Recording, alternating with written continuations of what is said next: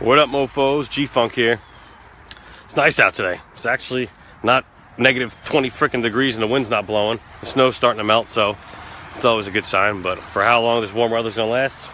Probably only for a few days, and then we're back to at least normal winter-like weather, not Alaska-like weather. Anyways, watching the Knicks last night, double overtime they lost at home. I'll tell you right now, Jeff Hornacek is the shittiest coach ever. He doesn't look like that anyone's paying attention to him in the huddle when they're trying to draw up plays. Like, everyone's looking around. There's like one person looking at him, and that's Porzingis, and maybe Jared Jack. And the rest of the guys are like, we're in the garden. Like, dude, pay attention. Like, they didn't set up. You got to get, when the ball's, if Porzingis isn't hot, you got to get the ball to someone who's doing well. Like, the fact they didn't get it to Michael Beasley at the end of the first overtime was ridiculous. I'm like, he was doing good. He was getting shots off. He was making buckets. He was getting to the free throw line. He was the hot hand. Porzingis wasn't. Granted, Porzingis hit the three at the end of, the first overtime to send it into the second overtime, but I just can't watch them, dude. They're that's why I can't wait for baseball season. And, the whole thing with the Giants, who's the next head coach? Is it going to be this guy? Is it going to be the guy from the bearded guy from the defense coordinator on New England Patriots? I don't care who they get. Like I said, the season doesn't, the Giants season's over. There's still playoffs going on. So, like I said, I don't even care. The Giants are in the playoffs, so to me, until the season's over, there's someone going to care when the Giants head coaches or come, next August when they're starting up training camp. But it's so much like speculation, and they're interviewing all these people, and half the guys I haven't heard of, except for McDaniels. Everyone else, I'm like, who the fuck are these guys? There's no big names. Gruden went and signed with Oakland. He's going to be the highest paid coach in NFL, and he's a good coach. He's only won one Super Bowl, so I don't know why they're giving him so much goddamn money. I know he loves Oakland, and he's giving a lot back to that community and stuff, but Jesus Christ, that's a lot of money for a coach. The Yankees, they're trying every way they know how to get rid of Ellsbury and his contract, because first of all, he sucks. As everyone knows how much I am the leader of the fucking Schmelsbury haters fan club, because he's garbage. He's been a Red Sox. Once he came here, he's done nothing. He's always fucking hurt, and he's old. I don't want him. Why? The fact that we even signed him was ridiculous. To this ridiculous contract, he's not worth the freaking. He's not worth shit. He's not worth any of that money, nor will he ever be. He was good when he was younger, but once he turned 30. His career's gone downhill, dude. He's been nothing but garbage, and he's always hurt. And they're trying to get a trade. No one's going to trade for him, bro. I don't give a shit. The Yankees got tons of money, and they're like, the luxury tax. Listen, you're one of the fucking most richest franchises in the fucking world, okay? Let him go. Eat the contract. Who gives a shit? I don't care how much we owe him. Eat it, because he sucks. We have too many outfielders to begin with. Where are you going to put him? You already got the outfield. Gardner, Hicks, and Judge, and you got Giancarlo Stanton, platooning with Judge. So where are you putting this guy? He's gonna sit the bench, and he'll DH once in a while, or give Gardner a day off once in a while. Who cares? We have younger guys to do that. I don't want him in there. He sucks. He's garbage. I don't want him. And then I don't have movie buffs out there. But I was excited when I heard rumors that they're making a He-Man Masters of the Universe movie. I don't know how old you are. Some of you out there. I'm 40, going to be 42 in another month.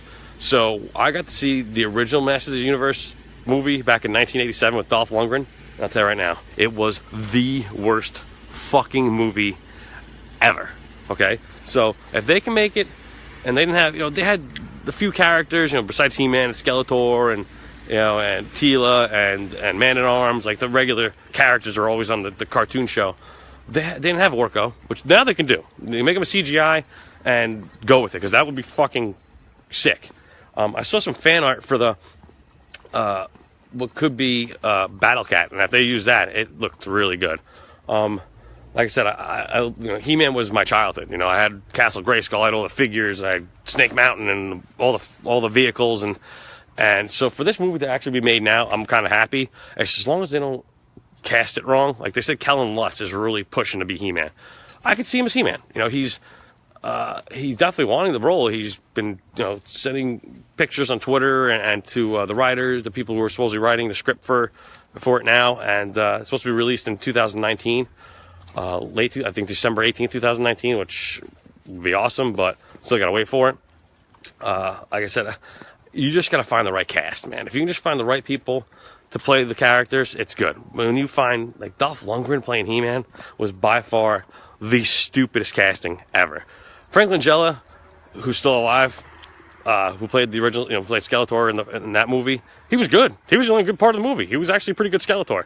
But otherwise, the rest of the cast was just terrible. Like, no-name people who played Teela, and then they're talking about doing a Thundercats movie, which is cool. Like, I'm kind of glad they're bringing back the 80s cartoons that I grew up with, and most people who were my age grew up with. That was really the greatest times for, like, cartoons. Now, Saturday morning cartoons, there's no such thing anymore. You put a Saturday morning cartoon on any channel, there's no cartoons. It's infomercials, more news, bullshit, freaking infomercials, and like bullshit politicians talking crap. Like, what happened to cartoons, dude? I guess they figure once technology kicked in, with cell phones and iPads and all that shit, that you can watch all that shit on there and not put on TV anymore. But still, you're wasting TV on crap. Like I said, it's a waste in my book. And this is the funny story. So, I'm driving the other day, and I'm at a light. Actually, this is before I get there. So I'm at the light. There's this big, huge truck, like kind of suburban. I don't know what kind of truck you want to call it, but it's a Hasidic truck, and he's taking up both lanes. He's not turning, and you can go right. It doesn't say no right, but he can turn. Yet he's still not turning. So I give him a honk, and he flips me the bird. So I'm like, whatever. This guy's an asshole. So I'm following him. I'm not following him. He's going the same way I have to go. I go to the bank. And he pulls in the bank too. So I'm like, whatever. So he just stops and pulls aside, but he's not actually getting out. I guess he's waiting for somebody or whatever, or someone's running. I don't know. I didn't see. So I park my car, and I run into the bank, do what I got to do, and I come out. So the guy, the Hasidic, is now blocking me from backing out. So I said, hey, I got to get out. And he wasn't even looking. He was looking at a stupid phone. So finally, I wait there a couple minutes. He still hasn't moved yet. So I give it a few more minutes. I'm like, all right, whatever. Maybe he's on the phone with somebody. Finally, it's like been 5 minutes. So I honk the horn. He pulls back, opens up, and like, what's your problem? I'm waiting. I'm like, well, you're blocking me from getting out, you fucking idiot. Oh, so now you can't get out? No, you're in a fucking goddamn tank here, pal. I can't get out, okay? I'm in a freaking little two-door freaking coupe, and you're in a freaking goddamn tank, and I can't get out, okay? Move. Oh, fuck you. He gives me the finger. If I had any sense, I would have beat the hell out of this guy. But I didn't.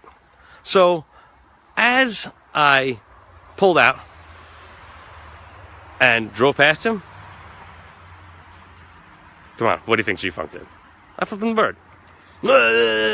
Dude, I can't stand them. They're taking over where we live, and it's annoying. And they're such cocky, arrogant fucks that if there was a police just to get rid of these people, I would be the fucking head fucking chief, because I'd be like, this guy's gone, put him in the slammer, send him to fucking Mars. They're a bunch of cocky assholes, and I can't stand them. And they're getting even more cockier. They're just taking over parts of Monroe and Chester, and they're just getting to be an annoyance. Like, they're so stupid. Like, they don't care about anyone themselves. They're ignorant, and they think they fucking own everything. So, anyways, that's my grievance about that shit.